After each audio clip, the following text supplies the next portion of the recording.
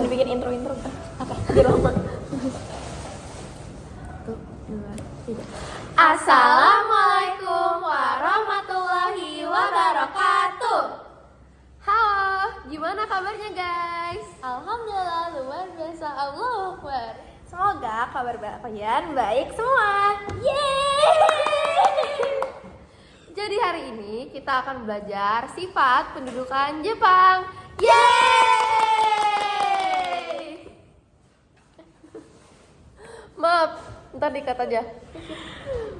Sebelumnya, perkenalin, nama aku Aurelia Naura Salahi. Biasanya dipanggil Naura.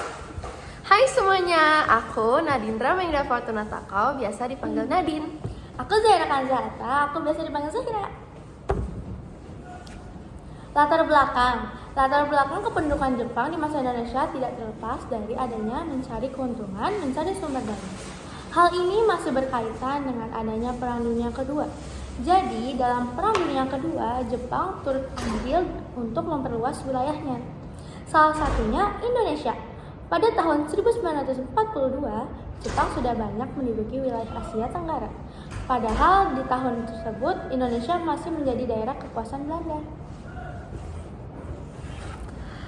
Tujuan utama Jepang menduduki Indonesia adalah untuk menguasai sumber daya alam, terutama minyak bumi, dan menjadikan Indonesia sebagai basis kekuatan militer untuk mendukung perang melawan sekutu. Selain itu, Jepang juga ingin menjadikan Indonesia sebagai pasar bagi hasil industri mereka dan memanfaatkan tenaga kerja Indonesia untuk kepentingan perang. Sekarang ada dampak negatif nih. Yang pertama, pemerintahan yang sewenang-wenang selama menduduki Indonesia. Jepang menerapkan kebijakan yang sewenang-wenang dan menyulitkan kehidupan pribumi. Yang kedua, diberlakukannya Romusa atau kerja paksa adalah suatu bentuk kekejaman Jepang yang paling merugikan Indonesia.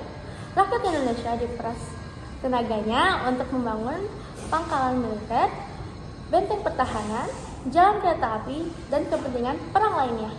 Kemiskinan dan kelaparan, dampak negatif pendudukan Jepang juga terjadi di bidang ekonomi. Perekonomian Indonesia lumpuh karena Jepang menyita seluruh kekayaan yang ditinggalkan Belanda, seperti kilang minyak, perkebunan, bank, pabrik, pertambangan listrik, telekomunikasi, dan perusahaan transportasi. Nah, tadi kan udah dampak negatif. Sekarang ada dampak positifnya juga. Nih, pertama, diperbolehkannya bahasa Indonesia selama menjajah Indonesia. Jepang melarang penggunaan bahasa Belanda atau segala hal yang berbau Belanda. Alasannya, Jepang berdalih ingin menghapus imperialisme Belanda di Indonesia. Yang kedua, dibentuknya BPUPKI dan PPKI. Pembentukan Badan Penyelidikan Usaha-usaha Persiapan Kemerdekaan Indonesia dan Panitia Persiapan Kemerdekaan Indonesia barangkali menjadi salah satu dampak positif pendudukan Jepang yang paling terasa di Indonesia. Yang terakhir, latihan kemiliteran. Salah satu dampak positif yang dapat dirasakan Indonesia dari pendudukan Jepang adalah diberikannya latihan kemiliteran. Nah, sekarang ada sebab nih. Pertama, kebutuhan sumber daya alam seperti minyak bumi dan karet. Nah, kedua, letak strategis Indonesia sebagai perdagangan. Jadi wilayah Indonesia tuh strategis lah buat Jepang. Ketiga, kelemahan Belanda yang memudahkan Jepang memasuki dan menguasai wilayah Indonesia. Terus, selanjutnya ada akibat. Pendudukan Jepang di Indonesia membawa dampak negatif besar di bidang ekonomi, sosial, dan politik. Akibatnya, pendudukan Jepang di Indonesia membawa dampak negatif besar di bidang ekonomi, sosial, dan politik. Secara ekonomi, terjadi eksploitasi sumber daya alam, kerja paksa atau romusha, krisis pangan dan inflasi tinggi. Secara sosial, rakyat mengalami pelanggaran HAM, kekerasan terhadap perempuan, perpecahan sosial akibat sistem tonarigumi, serta upaya penghapusan budaya lokal. Di bidang politik, Jepang menerapkan pemerintahan militer otoriter, membubarkan organisasi pergerakan nasional, dan menyebarkan propaganda. Meski semangat nasionalisme dan beberapa infrastruktur terbentuk, Dampak negatif pendudukan ini jauh lebih besar dan meninggalkan luka mendalam bagi bangsa Indonesia.